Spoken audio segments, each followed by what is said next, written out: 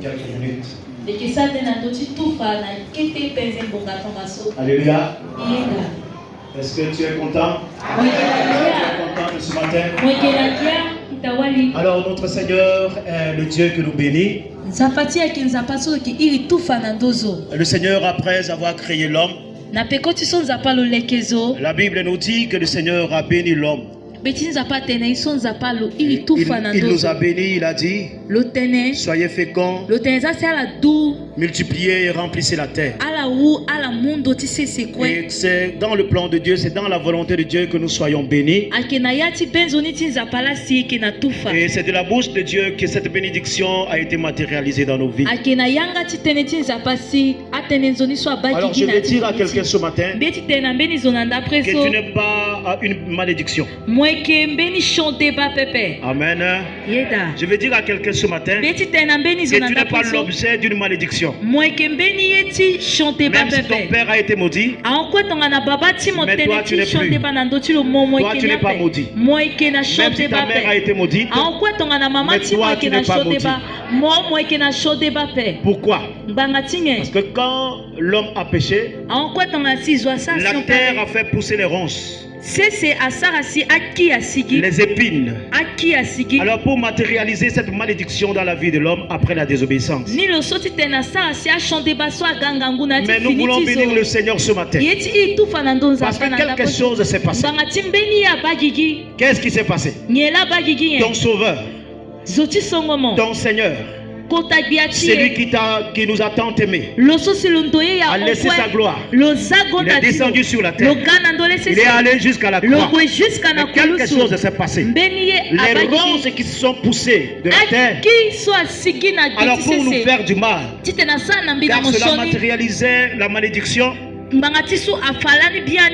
Juifs et les Romains ont trouvé bon d'aller arracher ses ronces, d'aller arracher ses épines, et ils en ont fabriqué une couronne et ils ont mis sur la tête de Jésus. Est-ce que tu comprends? Alors depuis ce jour, la malédiction qui était sur la terre, la malédiction qui nous poursuivait, Jésus a pris cela comme pour élévation. Aïe, aïe, aïe, est-ce que tu es là ce matin? Ça veut dire que Jésus a pris cela sur sa tête comme son couronne. Et il nous a libérés de la malédiction. Il t'a libéré, il m'a libéré, il a libéré la terre pour qu'aujourd'hui la terre puisse produire, pour que nous puissions être bénis par rapport à l'œuvre de nos mains. Est-ce que quelqu'un peut dire amen? C'est pourquoi je dis, si tes aïeux ont été maudits, si tes grands-parents ont été maudits, si ton père a été sous la malédiction parce qu'ils n'ont pas marché selon la volonté de Dieu, mais toi qui as reçu Jésus comme ton sauveur et ton Seigneur, tu n'es pas maudit. D'autres ne croient pas. Alléluia. Non, tu n'es pas maudit. Tu n'es pas maudit. Pourquoi? Parce que Jésus a pris notre malédiction sur lui et il nous a donné sa bénédiction. Amen.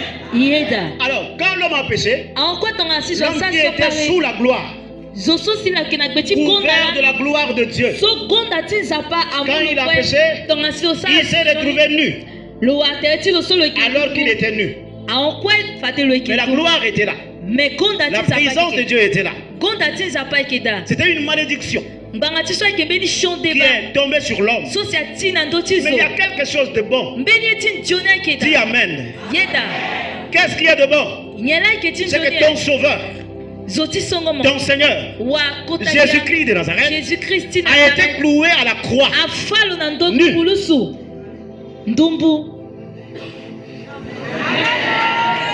Mais oui, nu sur la croix. Parce qu'il a pris notre nudité sur lui.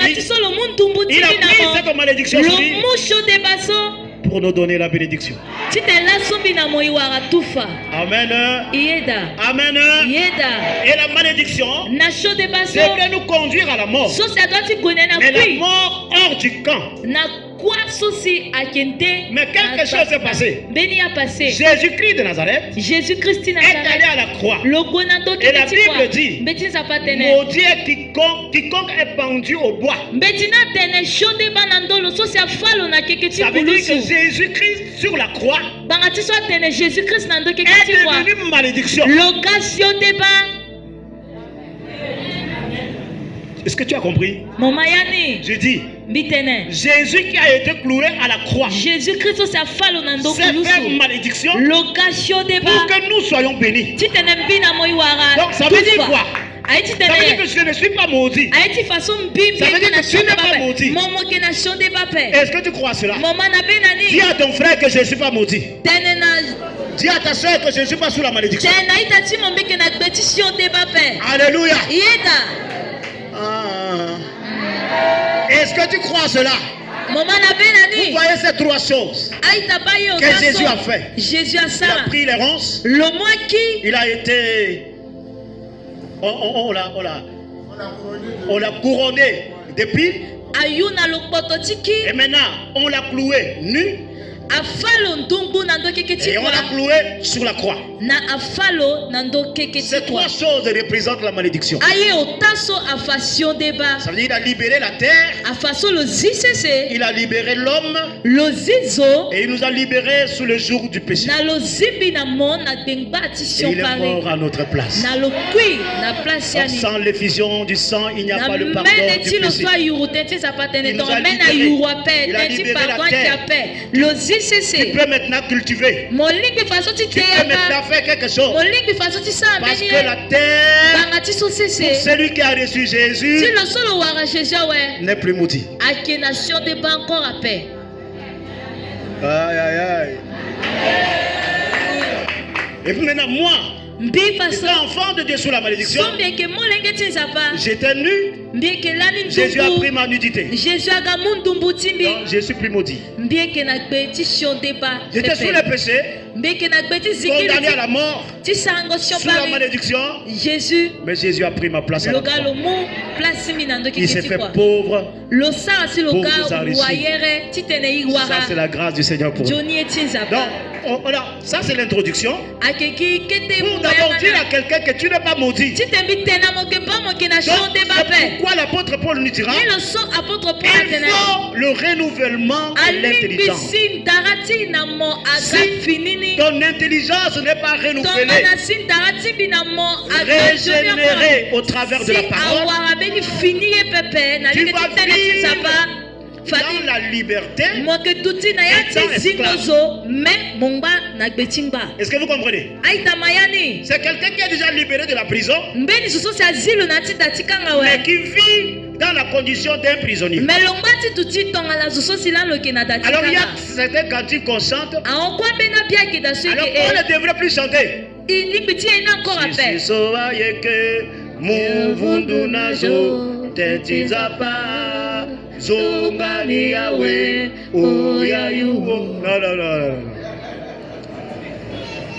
Alléluia. Parce que Jésus a déjà tout payé. Et qu'est-ce qu'il a dit? Tout est accompli. Est-ce que tu crois que tout est accompli? Regarde ton voisin, il ne croit pas. Regarde ton voisin. Est-ce que tu crois? Je dis, est-ce que tu crois que tu n'es plus sous la malédiction? Alléluia. Amen. Jésus est Seigneur. C'est pourquoi il y a un verset que mon père aime beaucoup. Le patriarche aime beaucoup ce verset. Alléluia. C'est Proverbe chapitre 10, verset 22, qui nous dit: c'est la bénédiction de l'Éternel qui enrichit, et il ne la fait suivre d'aucun chagrin. C'est la bénédiction de l'Éternel qui enrichit. Alors, comme je ne suis plus maudit, et toi non plus, alors même entrer dans la bénédiction de Dieu. La bénédiction d'Abraham. La bénédiction qui s'obtient par la grâce. Par la foi. Alors c'est pourquoi Salomon dira que c'est la bénédiction de l'Éternel qui rend riche. C'est la bénédiction de l'Éternel qui enrichit. Et cette bénédiction n'est suivie d'aucun chagrin. Et là, du coup, nous trouvons deux choses. Il y a d'autres personnes qui semblent être bénies, mais ils sont dans le chagrin. Ils ne dorment pas la nuit. Leur vie est conditionnée. Ils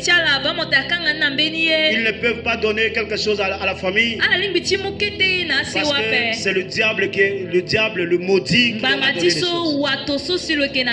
Mais notre Dieu, sa bénédiction nous rend riches. Et sous cette bénédiction, il n'y a rien qui chagrine. Il n'y a rien de méchanceté. Mais c'est le Seigneur qui nous enrichit. Alors, si quelqu'un est dans cette bénédiction, cette personne est bénie, cette personne est dans la grâce. Et cette personne vivra dans la paix, dans la joie, dans la quiétude. Pourquoi? Parce que c'est le Seigneur qui l'a béni. Est-ce que tu es là? Pourquoi? Parce que si Dieu nous bénit, il nous bénit seulement. Il n'y a rien de chagrin derrière la bénédiction de Dieu. Car c'est la bénédiction de l'Éternel qui enrichit. Alors le Seigneur peut te rendre riche, et le Seigneur peut me rendre riche. La richesse est voulue de Dieu. Quand on parle de richesse, les gens disent Amen, Amen, Amen, Amen. Ils ont peur. Mais c'est la volonté de Dieu pour nous. Que nous soyons riches.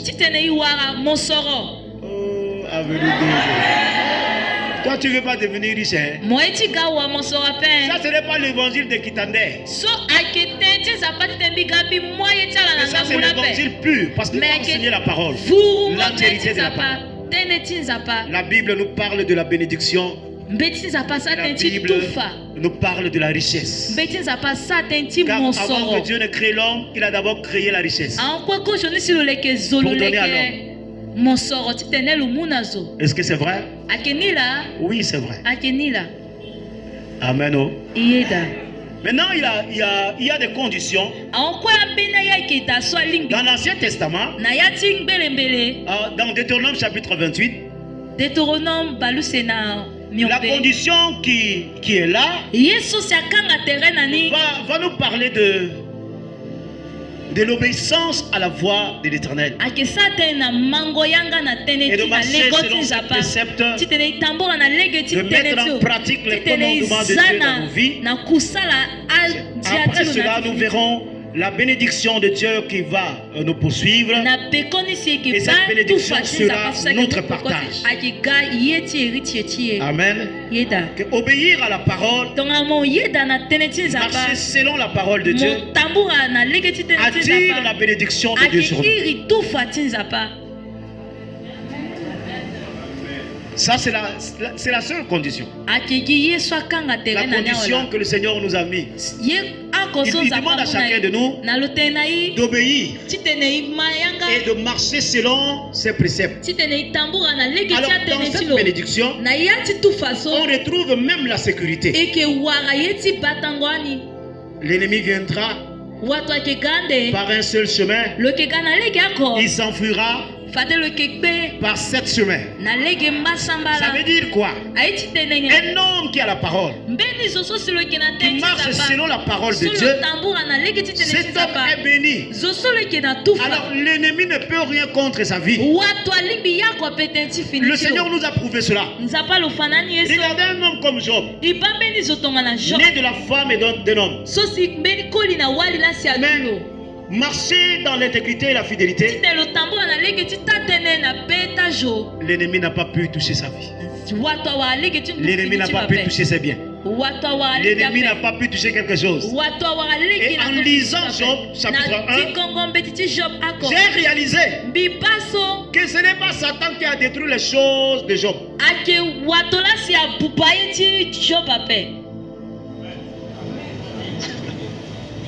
Alléluia.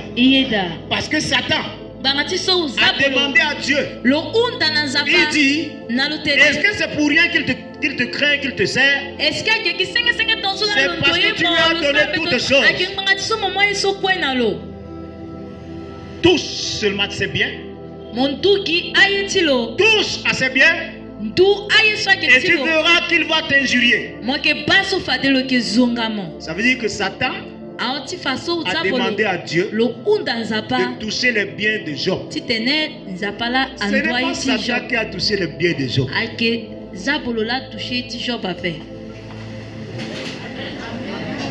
Pourquoi? C'est un homme béni. Et combattre un homme béni, c'est un grand risque. Parce que tu viendras par un seul chemin et tu s'enfuiras par 7 chemins. Wow, c'est bon, hein? Donc c'est bien d'être béni de Dieu dans la bénédiction en ayant la parole de Dieu. Est-ce que tu es là? Est-ce que tu crois cela? Alors, veux-tu être béni? Obéis. Marche selon les préceptes de Dieu. Fais la volonté de ton Père. Alors le Seigneur te bénira. Il dit à ton départ et à ton arrivée, dans la ville où tu seras, le Seigneur te bénira. Il bénira le fruit de tes entrailles.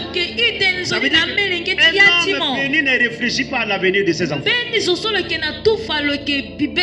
Parce que David dira que depuis qu'il était petit, jusqu'à ce qu'il est devenu vieux, il n'a jamais vu l'enfant d'un juste mendier.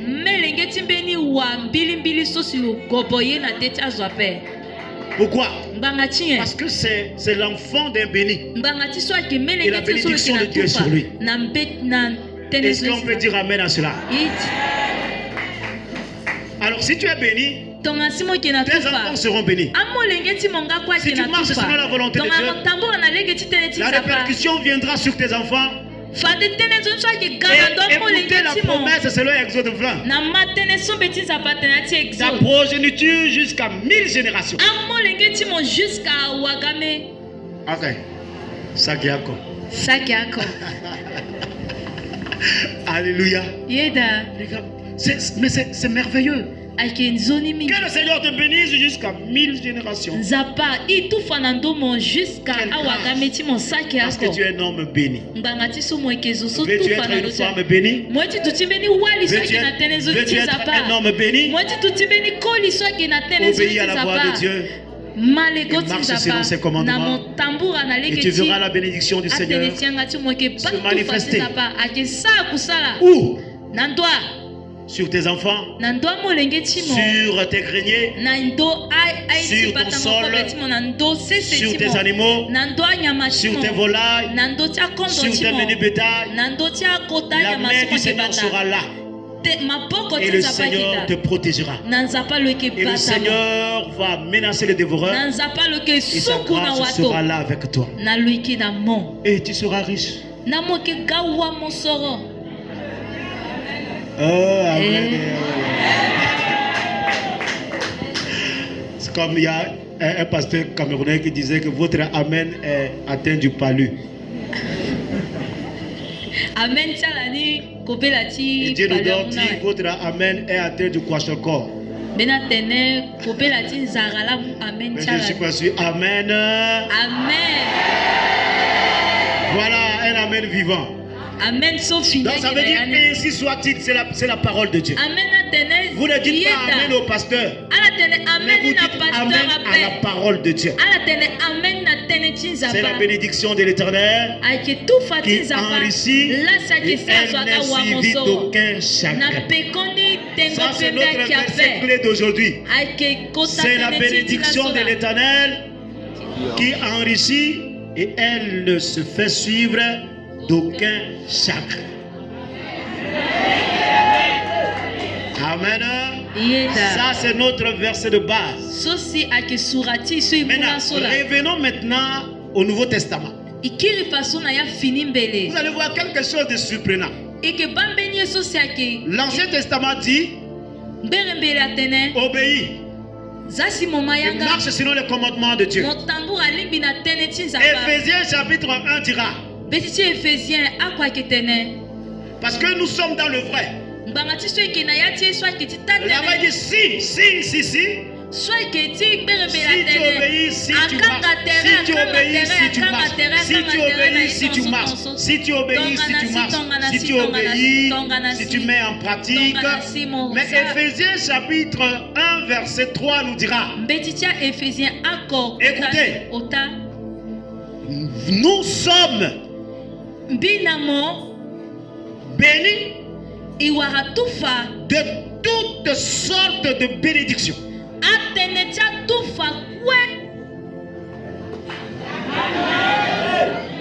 Donc il n'y a pas un si ici. Est-ce que vous voyez ça? Il n'y a pas un si, il n'y a pas une condition là. Pourquoi l'apôtre Paul a dit ça? Les enfants de Dieu qui étaient à Éphèse ont reçu Jésus comme leur sauveur et Seigneur. Et Christ qui est la richesse de Dieu vit en eux. Christ est en eux. C'est les saints qui sont en Éphèse. Alors maintenant l'apôtre Paul dira que vous les saints, vous qui avez reçu Jésus comme votre sauveur et Seigneur, vous êtes déjà bénis de toutes sortes de bénédictions spirituelles. Cette bénédiction se trouve où? En Jésus. Où? Dans les lieux célestes. Est-ce que vous croyez à cela? Donc, par exemple, si je fais quelque chose, si j'obéis et si je marche selon la parole, c'est juste parce que la parole vit en moi. Et je suis déjà béni. Si je donne ma dîme, je ne donne pas la dîme pour être béni.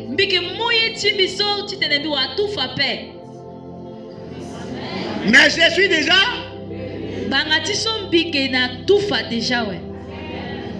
Mais c'est pas compliqué. Hein? Si je donne ma prémisse, je ne donne pas pour être béni, mais je suis déjà. Donc c'est un homme béni qui est en train de donner sa prémisse. Oui. Malachie dira que le Seigneur ouvrira les écluses des cieux, non? On a cité quelque chose. Il y a eu 2 ou 3. Il verra les écluses des cieux s'ouvrir sur toi. Il menacera le dévoreur et tout ça. Mais le Nouveau Testament nous dira que nous sommes bénis, mais de toutes sortes de bénédictions spirituelles.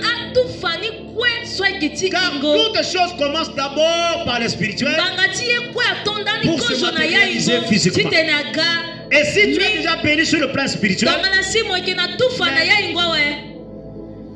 d'une manière matérielle, il n'y aura pas de problème.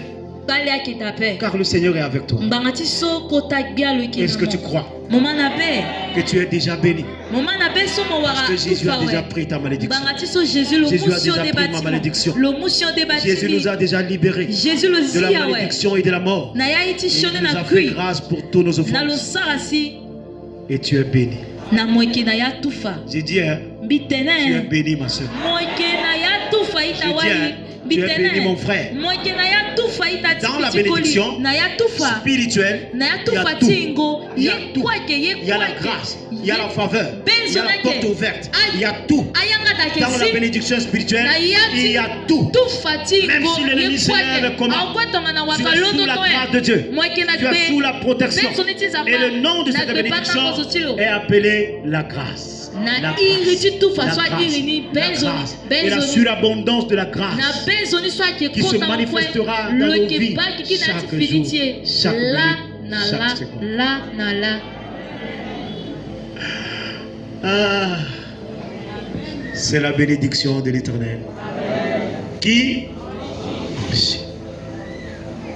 Alors c'est pourquoi aujourd'hui nous sommes à notre deuxième semaine de la prémisse. Et nous allons encore apporter à l'Éternel de tout notre cœur pour dire merci à Dieu. Étant des hommes et des femmes bénis. Je dis, étant des hommes et des femmes qui sont déjà bénis. Nous sommes des sources de bénédiction. Et le Seigneur fera de nous des sources de bénédiction. Dans notre famille, nous serons des sources de bénédiction. Dans notre maison, nous serons des sources de bénédiction. Maintenant, regarde ce qui va se passer. Avant, c'est toi qui allais demander ou bien demander chez les gens. Alors si la bénédiction de Dieu t'atteint, les gens vont commencer à venir chez toi.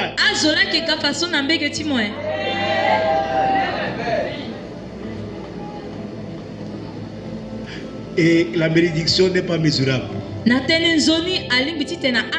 c'est ce que je veux dire pour en finir.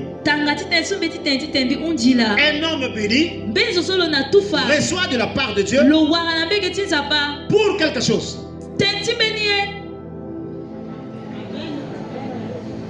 Un homme béni, il peut recevoir aujourd'hui 10 000 francs. Mais les 10 000 francs ne sont pas pour lui. C'est pour une autre personne que le Seigneur a réservé. Alors si tu arrives à entrer dans ce plan, tu as 5 000 francs, tu reçois 5 000 quelque part. Quelqu'un vient avec un besoin de 5 000. Ça veut dire que le Seigneur peut te préparer à entrer dans la richesse. Est-ce que vous comprenez ça? Non. Je dis, quelqu'un vient à la maison par exemple, il me remet 5 000 francs. Alors subitement je vois Placidi entrer. Et Placidi dit, moi j'ai besoin de 5 000 francs pour aller m'inscrire à l'université. On vient de me donner 5 000. Et Placidi vient demander 5 000. Ça veut dire que le Seigneur peut préparer mon cœur pour entrer dans la richesse. Alors si j'ai la mentalité de la richesse, je vais mettre la main dans la poche. C'est ça, Placidi. Prends les 5 000. Ça, je commence à développer la mentalité d'un riche. Parce que c'est question de mentalité. Proverbe me dira que celui qui épargne à l'excès devient pauvre. Ça veut dire quoi? Si tu épargnes 60 millions à la banque et que maintenant c'est toi à la maison, quelqu'un vient, tu ne lui donnes rien, tu es pauvre avec tes 60 millions. Ah, ça c'est le ciel. Hein? Ça c'est le calcul de Dieu. Tu peux avoir 1 milliard dans ton compte. Amen. Et tu n'arrives pas à donner 10 000 francs à quelqu'un. Tu es un véritable pauvre.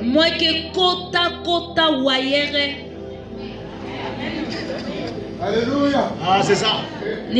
Maintenant, moi qui n'ai pas de compte en banque, j'ai 10 000. Prenez. 2 000. 3 000. 4 000. Quelqu'un vient chez toi. Et tu dois manger. Quelqu'un vient chez toi. Tu lui donnes à se vêtir. Maintenant, en faisant ça, tu vas aider beaucoup de gens. Qu'est-ce que tous ces gens-là diront de toi? Ils diront quoi? Ils diront merci. Mais ils vont croire que tu ne manques de rien. Maintenant, quelqu'un qui ne donne pas, qui a beaucoup d'argent en banque et qui ne donne pas, ils vont considérer la personne comme un pauvre. Même son argent qu'il ne vit pas de son argent. Donc selon Dieu, ce n'est pas question d'avoir beaucoup d'argent en banque, mais c'est d'avoir la mentalité du riche. Le jeune homme riche là avait tout, mais il avait la mentalité des pauvres. Jésus l'a seulement défié là. Et Jésus l'a tenu. Tu respectes la loi de Dieu? Oui. Depuis ma jeunesse, j'ai respecté à la lettre toutes les lois de l'Éternel. Jésus dit il n'y a pas de problème. Là tu m'as défié petit. Mais dans ta tête, il y a la mentalité des pauvres. Malgré que tu as beaucoup de choses. Maintenant je vais te défier pour voir. Petit, tout ce que tu as là, vends et donne de l'argent pour la nourriture des pauvres. Qu'est-ce qu'il a fait? Il n'a même pas parlé. Il est parti. Pourquoi? Parce que c'est pauvre.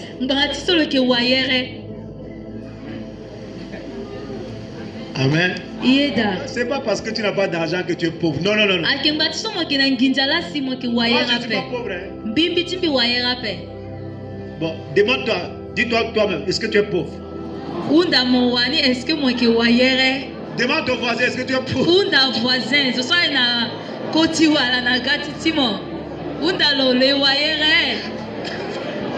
Alléluia. Amen. Et les centrafricains ne sont pas des pauvres. Parce que ce que nous dépensons par jour, ça dépasse ce que les Nations Unies disent. Regarde ce que tu dépenses. Le matin, 1000 francs petit déjeuner ou bien 500. Maintenant, le marché est cher. 4000 francs de viande avec tout ça, 5000, ça fait 6000. Téléphone, 500, ça fait 5500. Quoi encore? Transport, ville, maison, 1000 francs. Ça fait 7000. Quoi encore? De l'eau. Maintenant on ne boit que au purée. Sachet 650, ça fait 6650. On avance, non? Après encore quoi? Savon 250. Maintenant quelqu'un vient chez toi à la maison. Tu lui payes le transport de 1000 francs ou bien de 500. Maintenant tu vas aller dormir. Tu évalues, tu vois. Des fois tu dépenses 8000 francs par jour. Et tu n'as pas de compte en banque.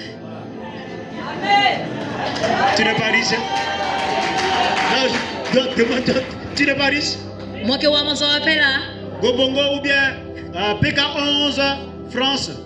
France 2, PK11, ça fait 2000. Maintenant tu viens au culte 3 fois dans la semaine. Ou bien 4 fois, ça fait 8000. Ça c'est seulement transport. Hein? Vous voyez comment on est riche? On est riche.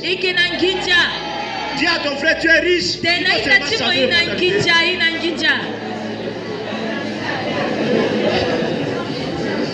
Alléluia. Donc je prie ce matin que nous puissions entrer dans la mentalité des riches. Un riche ne fait pas beaucoup de bruit. Et un riche ne montre pas ses projets aux gens. Il est serein. Il est calme, mais il sait là où il va. Car c'est la bénédiction de l'Éternel qui enrichit. Et la main qui donne est supérieure à celle qui reçoit. Donc ça veut dire que si je donne, je suis en haut. Si je donne, je suis en haut. Et si toi, tu es toujours donne-moi, donne-moi, donne-moi, tu es toujours en bas. Donc c'est moi qui est riche. Ah, ouais, comment je me suis habillé ce matin. Comment papa est peindrait comme un riche.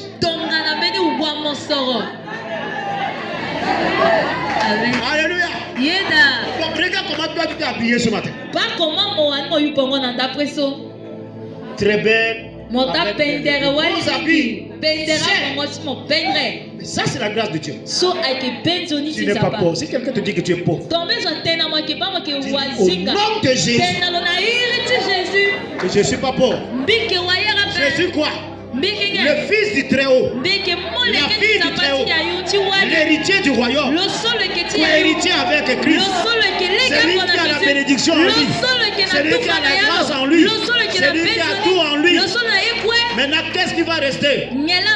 Que je me lève et que je fasse quelque chose de mes mains pour que la bénédiction soit matérielle. Que le Seigneur bénisse sa parole. Que le Seigneur bénisse son cœur. Président.